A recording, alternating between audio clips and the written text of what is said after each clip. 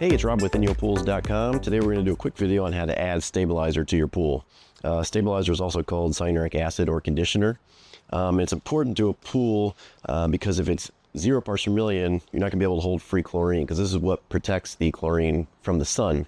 So a good sign that you might need some is if you're adding a lot of chlorine, you keep testing it, and you're not getting a good reading. Good chances are the stabilizer is too low or it's way too high, but you want to test it before you go ahead and add stabilizer.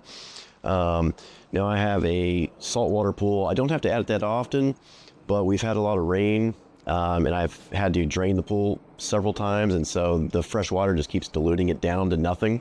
So I'm at a point now where I got to add some. So let's go ahead and I'll show you how to add this. Okay, this is a granular stabilizer product. You can't just throw this into the pool because it is an acid. If it sits on the surface, it could discolor it, especially if you have a vinyl liner or a dark bottom pool. That's not the way to go. They do make a liquid stabilizer or conditioner that you can add directly to the pool. It's easier to use, but it is quite a bit more expensive. So a lot of people go the granular route. And you know what I'm used to do, I'm guilty of it, is I would typically take the skimmer basket out and pour this slowly into the skimmer while the pump's running. And the problem with that is not everybody's definition of slow is different. So if you pour too much of this in too quick, you could potentially clog your skimmer line, or you could damage the pump impeller.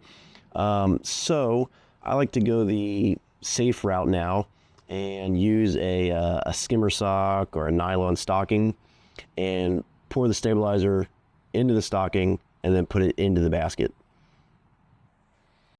All right, you might be thinking, why can't I just mix this up in a bucket and pour it into the pool? Well, like I said, this stuff is very slow dissolving, so that's why we're going to use this net or this skimmer sock. I've already tested my water, 0 parts per million. The target range is 30 to 50 parts per million. So you want to get it right in the middle of that range. So my pool is 10,000 gallons. You have to add 1 pound of this per 10,000 gallons to raise it 10 parts per million. So if I want to get to 40, I got to add 4 pounds. Since I'm really cautious about not getting my stabilizer too high, I'm going to add 2 pounds to start, and then I'm going to test it in a couple days and see where it is, and then I'll add more if necessary. I'll go ahead and start pouring some of this in here.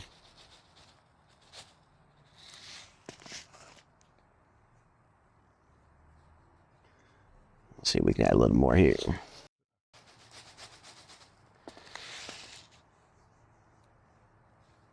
Okay. So we'll just go ahead and tie this up. And then we'll just drop it in the skimmer.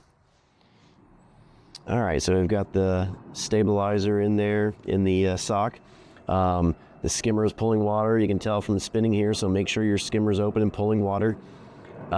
This is going to take, several hours, depending on the water temperature. If it's warmer, the stabilizer is going to dissolve quicker.